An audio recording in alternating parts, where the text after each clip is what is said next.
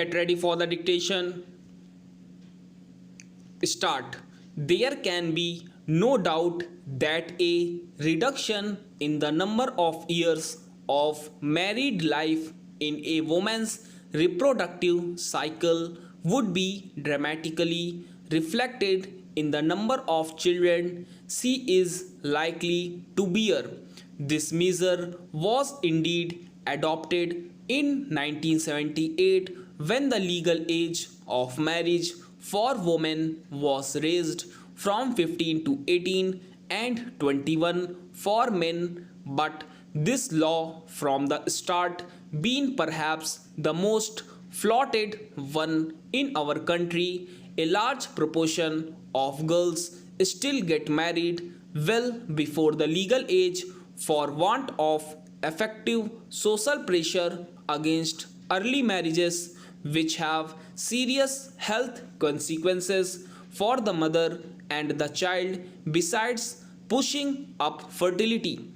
This is admittedly a difficult problem, but one which must be faced. The continued toleration of its violation on the part of the public encourages disregard of other laws as well and undermines the very concept and framework of a society based on the rule of law.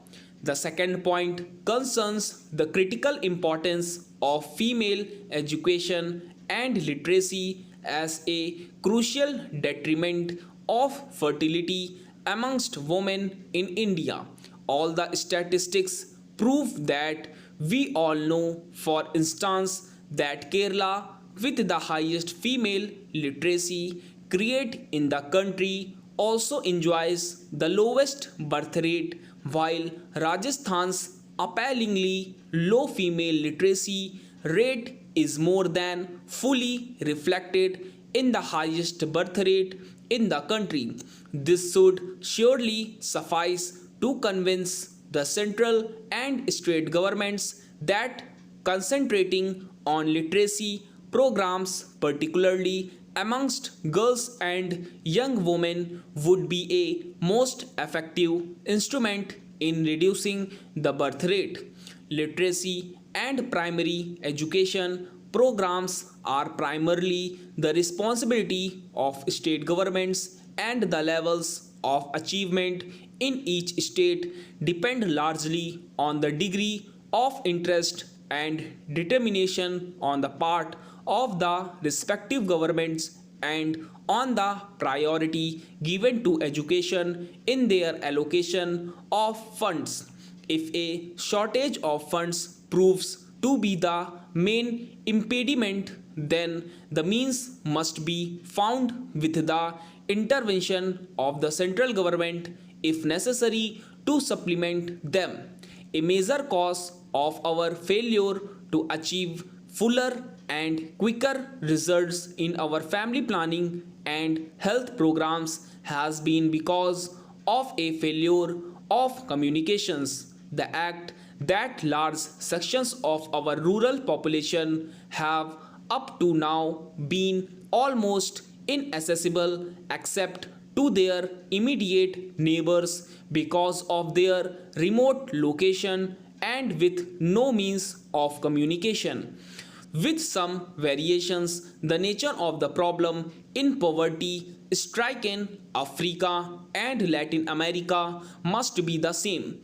Although all population strategies have to relate to specific cultural contexts, historical background, and contemporary economic imperatives, basically, the central plank of a successful population stabilization strategy should be awareness of the risks, commitment to small family norm, and determination to achieve desired results in a reasonable time frame. Otherwise, the snowballing effect of exploding numbers will set at naught all TD plans. The two scourges we still face are hunger and environmental degradation.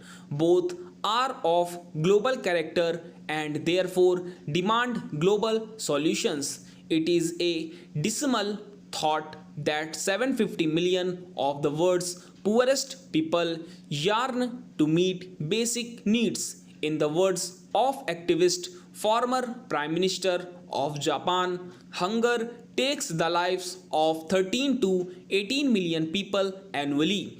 Three quarters of these are children under the age of 5. It is appalling that as we sit here now, 18 children die every minute because of hunger. Can we be complacent about this tragic fact? In the mid 40s, several demographers thought that by the year 2000 AD, the world would have a population of 3 billion. These estimates have had to be revised upwards. It is estimated now that by the year 2020, that is in just another 3 decades, the world may have to cope with 8 billion. It seems that since 1975, the decline in fertility in some of the third world countries has almost leveled off. In India, the world's second most populous country, for instance, the fertility rate has got stuck at 4.8. That means that India will overtake China by the middle of the next century. In Indonesia too, after the initial successive reduction of fertility to 4.3, the downward trend has been arrested. During my last visit to China, when I compliment China on her achievement in slowing down growth rate of population, senior leader of China voiced anxiety at the slowing down of the process of reduction of fertility because rapid growth might well threaten China's elaborate development and modernization strategies. Are we not overstretching the Earth's natural resources?